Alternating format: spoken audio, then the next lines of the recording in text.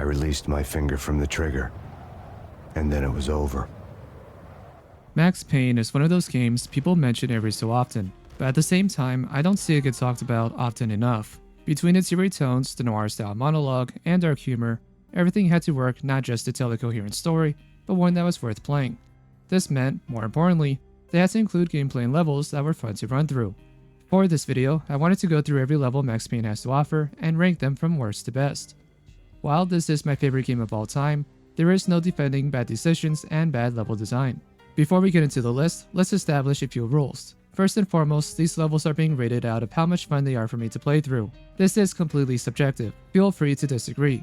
As we count down, let me know what your list would look like in the comments below. I'm curious to see where certain levels would rank for other people. When putting this list together, the question I kept asking myself is, do I want to play this level again? And if so, how many times? This could also end up with me giving longer levels a lower score. I'll try and keep that in mind to help balance things out. This way, smaller levels don't get rated too high, and larger levels with interactive elements should be given a higher score. The ideal Max Payne level then would be one I want to play over and over again, has plenty of things to do, but doesn't overstay its welcome. The difficulty of each level will play a small part in the rankings, though I'll do my best to not let it affect where certain levels land. I don't want to dismiss a level just because of how hard it is to beat. If the level does go out of its way to get you killed, I will be docking points. There is a difference between long gunfights and the game putting you in tight situations where they don't intend for you to survive the first time around. And since this is going to be a long video, if you enjoy this kind of content, please press the like button and share the video around. We all know YouTube won't. Also consider subscribing to the channel and let me know what else you would like to see. Thank you. Now to the list. Starting off as weak as possible, the only correct answer for the worst levels in Max Payne are the Nightmare levels. Oh, no. I don't trust anyone who puts their list together without these two levels being included at the bottom of the barrel. These Nightmare levels are used as prologues for both parts 2 and 3. The bad mixture of added floaty physics that makes Max Payne's already subpar for the time parkour even worse, with a simple yet annoying endless hallway maze, and tiptoeing on trails of blood with a platform hitbox barely wider than Max himself, the Nightmare levels shows almost every weakness this game has. Almost. Narratively, I like what these levels represent, showing some events in a more twisted way, as well as giving some insight to the overall story and how the tragedy is affecting Max. The development team at Remedy will get better with this in other games such as Control and the Alan Wake series. Gameplay-wise, these levels are a chore. It doesn't help either that there is an audio loop of both Max's wife and the baby crying at all times. If you somehow get lost in these levels, it becomes pure torture. If these levels were 5 minutes longer, I'm sure it would end up in the list of Geneva suggestions. However, I'm not leaving it on a tie, so the last spot will be taken by the first Nightmare level titled A Cold Day in Hell. The second Nightmare level titled A Bit Closer to Heaven will take second to last place, as it is a bit better of a level. It starts off with a fake out where Max is stuck in a burning office, where once he leaves he ends up back in the same room. Within this loop, Max answers a few phone calls, each telling him something different, and it gets meta when the handwritten note on the desk, presumably written in the handwriting of his late wife, has a message telling Max he's in a graphic novel and a video game. This works not only as a unique way to break the fourth wall, which is fairly rare at the time, but it's also end-capped with a perfect response from Max. Novel. Funny as hell. Was the most horrible thing I could think of. The second Nightmare level is an overall improvement, but not by much. You still have to tightrope over trails of blood that are easier to spot this time around, but still not great to traverse. The dialogue and scenes are better and provide more context to the overall story than the first level. Either way, I'd rather skip both of these Nightmare levels than play them one more time. You read that right, I'm including the tutorial level in this list, and that's for one reason only. I'd rather play that than the Nightmare levels. The tutorial level is very straightforward and bare bones for what you can expect from an early 2000s game. Nothing fancy, just gets the job done. Moving on. I wish I could put the tutorial level higher, but let's not do that. Put Out My Flames with Gasoline involves running for your life inside a restaurant that spontaneously combusts the moment you take a step. The fire effects and lighting make it hard to see where the game wants you to go, even though it is linear. It still ends up being a trial and error type of level with a few traps mixed in. Once you get past all the fire, the end of the level is fairly simple and nothing to write home about.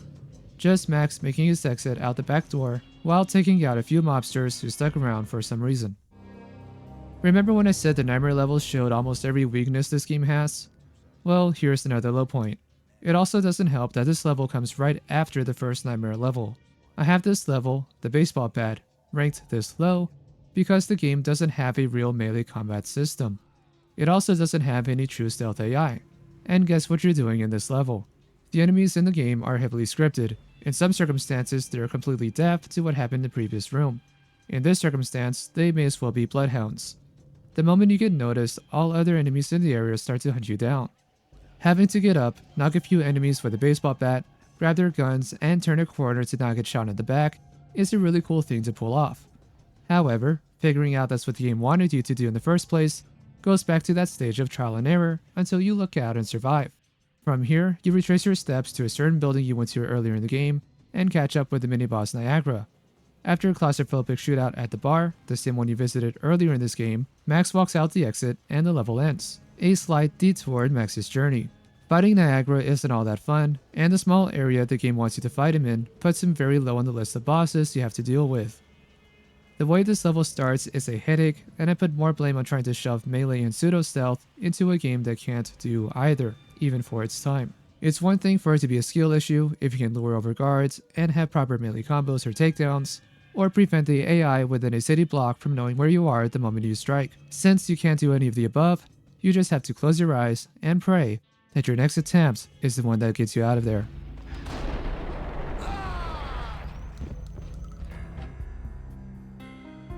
It feels cheap to include this small section of the game, but at the same time, it's the only time you visit Max's house outside of the nightmare levels. Due to how short this level is, it's the only reason I rank it this low. There is no flashy gameplay to it, or shows any strengths of the game. However, it's a great way to let players feel that sinking feeling at the start and connect with Max from the get-go. Without being able to play through this prologue, it would make the story feel less impactful. There's nothing inherently wrong with the level. It's short, it's shocking, and it's the beginning of a long cold winter night in New York. This is a secret level you get if you beat the game on the hardest difficulty called Dead on Arrival. Fun fact, when I started putting this video together, I had to replay the entire game on this difficulty to unlock this level. I know there are other saves out there that have everything unlocked, but I still had to play the entire game anyways. It also gave me the chance to play out every level in the hardest way possible. Back on topic, Secret Finale is a shootout in a bonus level room, where the bullet time slow-mo effect is turned on from the moment the enemies spawn until you mow them all down. Once you do, bullet time stops and you can get into the back room, which has pictures of the developers and a few other things to look at. Because this level isn't tied to the main story, it's only one large room, and it's just combat, I can't really rank it high. It's still definitely worth playing, and it's fun to revisit from time to time. While it may be more fun than some other levels on this list, I don't want to rank it any higher, and instead give priority to levels you actually have to play through to beat the game. Definitely give it a shot, as it's just pure dumb fun. Even the later levels aren't safe on this list. The Deep 6 is a late game level found in Part 3, where Max finds himself in an underground facility that's set to blow up. While this level is redeemed by being able to use new weapons that weren't available until 2 chapters before this one, it's mainly used to give Max a little more information about the drug Valkyr and why his family was targeted. At least it's not a repeat of the entire level spontaneously catching fire again. There are certain key bets you have to interact with to continue the level, including escorting a scientist to a decontamination chamber where he can get you through.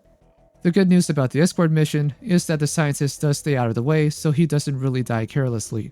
I do like the look of this level. It's probably the most unique looking level in the game. If you were given random screenshots of this level, you might not even think it's part of the game. You might guess it was some area in Resident Evil, Half-Life, or something similar. The layout of the level and even the gunfights are fine. It's fairly short and there isn't much else going on. The end sequence of this level is also a little tricky and can lead to some frustrating and dumb deaths. It seems to be a running theme where the last of a 2 or 3 part chapter ends up being the worst of the bunch. This one though was not due to difficulty, just not much left to do other than press a few buttons and find a way to escape the building, which means there's not really a reason to revisit the level once you've beaten it the first time. With Rats and Oily Water is the second half of a mission with the first half titled An Offer You Can't Refuse. Overall, these two levels are fun to play through, but they do blend into one large chapter. This second half includes Max having to drive a large shipping container crane from one end of the yard to another. Unfortunately, it's on rails, painfully slow, and painfully loud. At least the developers were kind enough to include a sniper rifle and a few guard towers, so you at least have something to do in the meantime. The last part of this level has Max enter a ship at the docks, with the boss named Dime waiting for you at the bottom floor, in yet another claustrophobic shootout. This boss fight can be cheesed as the final room is filled with plenty of ammo and grenades to restock once the fight is over. Once you know you're getting all your weapons back after this fight, revisiting it is a must, if only to spam the boss room with grenades and anything else you have available. Unfortunately, that also means clearing out 2 warehouses and riding the crane again just to get to that point. Make sure to keep a save slot available and enjoy the carnage you can unleash on Dime one last time. Or as many times as you wish. With rats and oily water is not only the less fun part of a 2-part chapter, but it also severs from feeling like an extension of the previous chapter, because that's exactly what it is.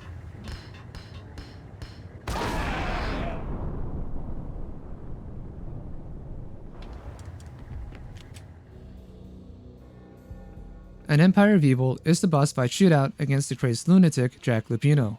Before starting the fight, you can trigger some cutscenes to learn more about him. Not that it does anything to help you with the fight. After walking into the boss room with tables full of ammo and painkillers, you then take on waves of mobsters that descend upon you. Lupino finally shows up from behind the curtain, center stage, with a couple of guards. After many bullets, Lupino finally goes down. If anything, this level is highly replayable, a reward after beating the previous level. As someone who hasn't revisited this game in years, I was still able to beat it on the first try on the hardest difficulty, dead on arrival. For newcomers, you might find Lupino and the level itself to be intimidating. Once you realize his bark is worse than his bite, the level ends abruptly. This is also the fight before the first nightmare level, which means you're going to lose all your weapons anyways. Feel free to reload the level and play it again with whatever weapons you want. Maybe even land a Molotov on Lupino. While it is short, personally I like to place an Empire of Evil further up on the list. Because it's not really a level and just a boss fight, I don't think I should. I will, however, put it above the level with Rats and Oily Water, which is another boss fight level, where that one tends to drag on a little before reaching the boss, and Empire of Evil skips all that and puts you in the fight as soon as possible. The Blood Veins of New York features Max continuing to run through a sleazy hotel filled with junkies and henchmen. Eventually, Max interrupts a meeting, finds a key to the bar, and stumbles across Rico Muerte and a woman named Candy. After a clumsy gunfight and killing Rico, you get access to a new SMG, the Ingram, which is one of the most powerful weapons in the game. However, the level doesn't end there, as you have to drop down a skylight and fight a few more guards to then walk out of the building. This is overall a fun level to play through. The only downside is the boss fight at the bar, which is the same one where you fought Niagara. Because of how it's laid out, you're better off fighting in the doorway instead of fighting within the bar itself, and let the bad guys come to you. Candy, however, will continue to shoot at you endlessly from behind the counter, while Rico escapes to a hallway behind it. Once you've patiently dealt with Candy or landed a lucky Molotov, the rest of the level plays out well. It's not a bad level at all, and one that's worth playing. With that boss fight at the bar though, there are other levels I'd much rather play again before revisiting this one. Playing at Bogart starts you off in a tight spot, where you have to fight not one but 2 mini bosses, the Finito brothers, who fortunately go down quickly. After a few seconds, more guards break into the office for you to gun down and make your escape. The rest of the level has Max running around the apartment buildings, finding evidence and moving on. Some of these early levels are fun to blast through, and this is one of them. Once you've learned how to deal with the Finito brothers, the rest of the level is mostly a breeze. So long as you don't overcommit to rushing down enemies, you should be fine. Setting aside the obvious Red Bull joke, this level can be annoying, just like Vinny. First off, you have to make your way into the building, which has you bring over an unarmed mobster who knows the password to get in. That password being John Woo. A gunfight ensues shortly after, and you then make your way upstairs to find Vinny. A cutscene plays out, and Vinny makes his escape. While chasing him across the rooftops of New York, you have to land a specific jump on top of a train. No one's ever made the first jump. I could use the joke a few times throughout this video. Once you do land it though, it moves on to the next level. Overall, this level is fine, but not great. For a level that has one of my favorite lines in the game, it's not as fun to play through. It also doesn't help that the first section has you waiting for a mobster to open a door for you, so you can't even speed up the level if you wanted to without cheating. Though it does have the best dark humor joke in the entire game. At least I can take solace in that. It's always red or blue in the movies. So, green? No, not the green.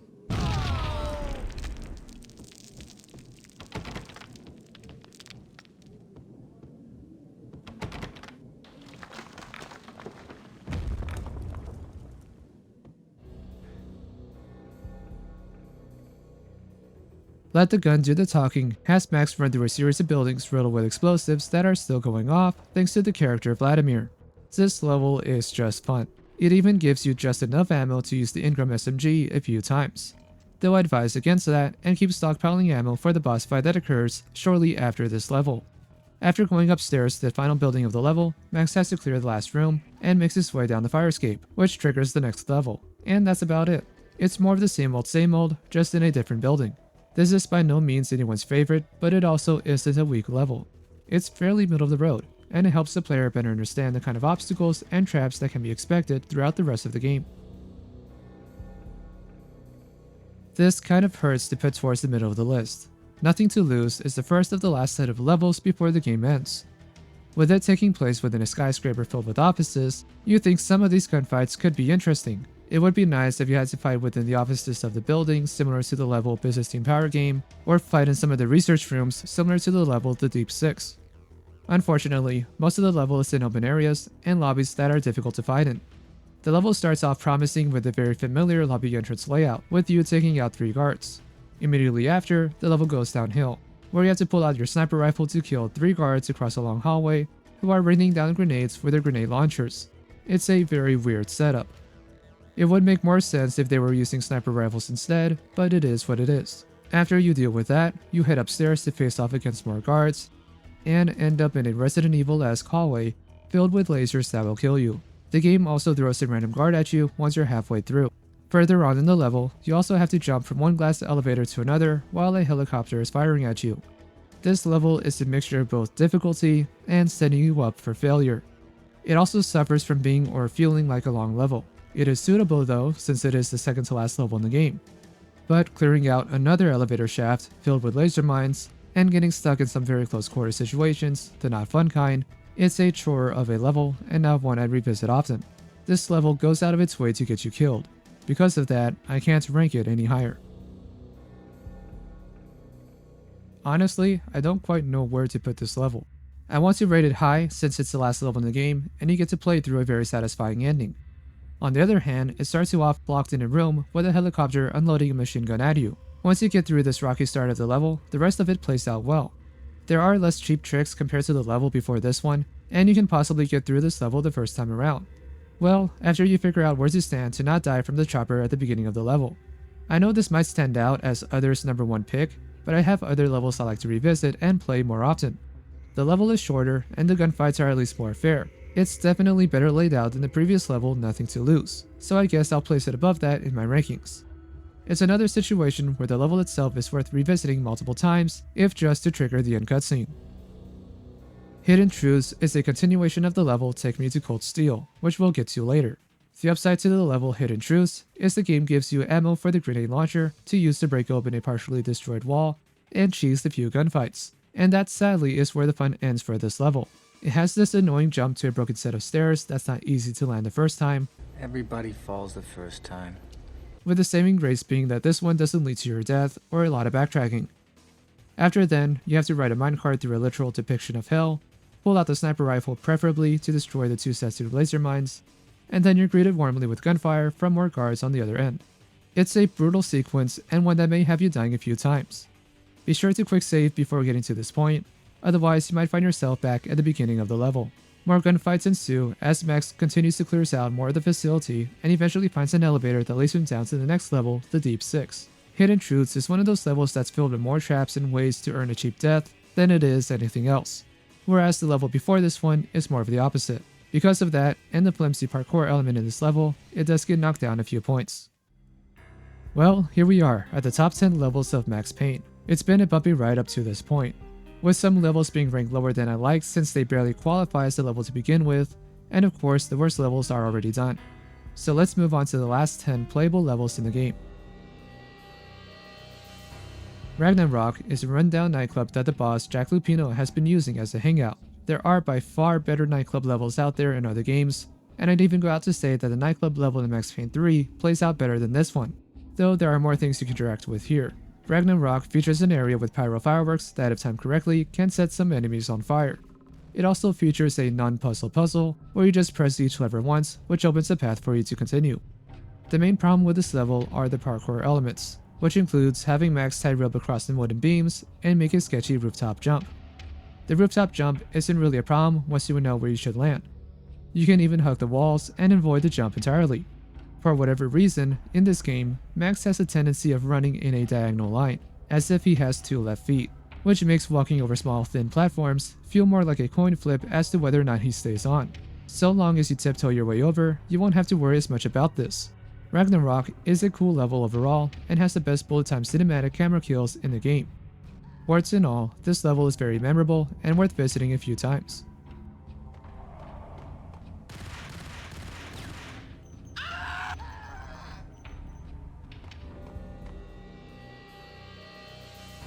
After the disastrous level put out my flames to gasoline, we finally get some revenge. While breaking into the Puccinello Manor, Max has to fight his way through the basement and deal with not 1, not 2, but 3 bosses called the Trio. The first 2 bosses are difficult to deal with as they both stay inside a small room with 2 or 3 other mobsters. Make sure you have a quick save button ready and a few grenades, as you will not want to deal with these 2 bosses any more times than you have to. The third and final boss is fortunately a pushover if you have your engram available. The shots from the dual engrams can stun the boss enough times to take him down before he can fight back or run away. In short, this level is a mixed bag. While it's one of the earliest levels where you can use the Colt Commando rifle, you don't get enough ammo to use it throughout the level, not even enough to deal with the bosses. And even though it is a large manor, clearing out room after room isn't as fun as it could be. It's difficult for me to put this level higher up on this list just due to how the first 2 boss fights plays out. Besides that, it's a solid level and certain areas of the manor are inspired by the movie Scarface. One last thing to mention, I also don't really like the music for this level. Something about an organ playing with a fast drum line gives it a corny feeling if you sit down and listen to it for too long. I do like the bass line though. And if you do like this track, allow me to ruin it for you, as the bass line does share a few notes with the theme song from a kids show I grew up with.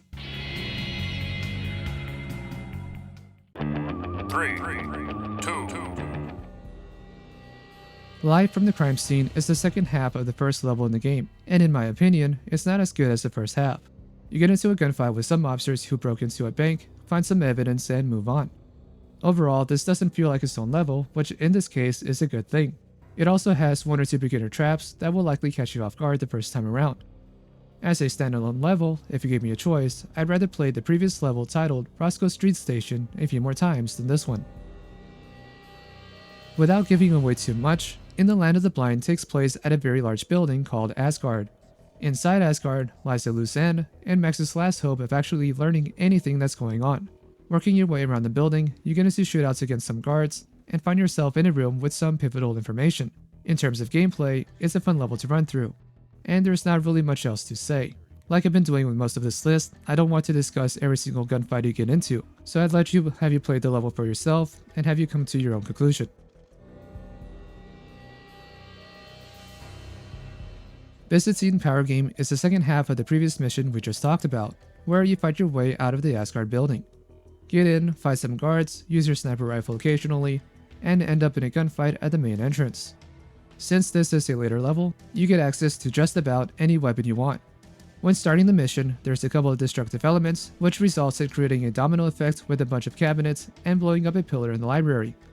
As much as I like to preserve history, I'm always going to watch a library get burned down with glee. At least when it happens in a video game. I'd love to see more of these elements in a Max Payne game, where certain areas of the map can create new ways to get around the level. Although it may not be my number 1 pick, there is a lot to this level that makes it stand out more than others.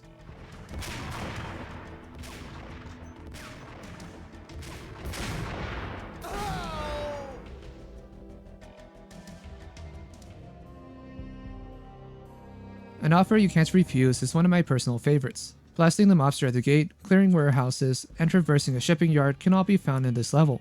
It does end with Max entering another warehouse, which triggers the next level with rats and holy water. Although this level does not have a boss, it does have some unique elements, with mobsters controlling a shipping crane and having Max shoot out a tire witch, which causes the van to crash and create a bridge for Max to cross over. There is a little bit of waiting you have to do, but it's nowhere near as bad as the other levels on this list. I can see myself revisiting this level a few times, as it's a great start to this two-part chapter of dealing with a boss named Dime. It's not my number one pick for this game, but it can easily sit anywhere within the top 10 and I'd be happy with it. After disembarking from the rooftop of the train in the previous level, Fear That Gives Men Wings, Max continues to chase down Vinny. And this is the level with the infamous jump that's deceptively difficult. The surefire way to land this jump outside of a running start is with a strafe jump that always has Max perform this role. It gives you plenty of momentum to make it to the other side. You can try jumping normally or use a bullet time jump, but at least for the PC version, it's not as reliable as the strafe jump. Fortunately, that's the only tricky bit in the entire level. The rest of the level plays out on the rooftops of New York, with Max finding through a small construction site and a few hallways, until Vinny is cornered. This then starts a gunfight with a number of Punchinello's men jumping out of the blue to assist Vinny. Of all the straightforward boss fight levels this game has, this is my favorite. Partially because it includes Vinny, which is my favorite villain in the game, and partially because it's more of an open area and not a small room. If you kept your ammo for your Ingram, you can always use it here to speed up the fight against Vinny. Otherwise, use whatever else you wish. And don't get me wrong, beating the final boss in the game feels much more rewarding, but in terms of bosses you fight in a one-on-one gunfight, this rates high for me. This level is both challenging and fun. It's one I don't revisit as often as I could, and with the one tricky jump having a surefire solution that works all the time, it's never frustrating to replay it. As a side note to this level, the first two triggers for the in-game cutscenes don't work as intended. Fortunately, you can still complete the level. There is one spot where you do have to walk in a little further in on the stairs than you normally have to, but outside of that, the rest of the level works out just fine. And since you can still complete the level, I'm not going to dock any points. Besides that, if you are playing this game on a console like the PS2 or the Xbox, you should not run into this issue, at least nowhere near as often as the PC version. Next stop, Roscoe Street Station. And Alex.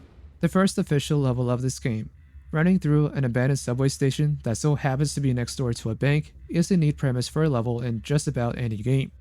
With there being no parkour elements and a few bad guys in each room, Roscoe Street Station is a nice mix of teaching you how to play the game without throwing too much at you at any one time. It also has a cool interaction with the train, showing that there will be some dynamic events in future levels. Admittedly, this is more of a personal pick than just about anything else on the list. If you hard disagree, I have no problem with that. I do think there's a lot of merit to the first level being designed to feel natural and not like an extended tutorial. Roscoe Street Station is a masterclass to what a first level just about any game should play like. Whenever I revisit this game, I'll gladly run through this level every single time. After the second nightmare sequence, we get thrown into one of the best levels in the game. The start of Take Me to Cold Steel leaves you with nothing but the baseball bat again. Wait! Fortunately, you don't have to use it other than to break through the skylight. In the next room, the game offers you a sniper rifle to take care of the first two guards in the warehouse. After that point, this is the first level where you can use the Colt Commando rifle from start to finish. There is no necessary parkour elements or tricky jumps, and the shootouts are fun as they take place in the larger areas of the facility where you can move and dive around. The formula for this level is fairly simple but effective. Go into a large room, fight some bad guys, go into a small connecting hallway, destroy some traps and a couple of guards, and move on. Repeat until the level ends. If only the second part of this level was just as good.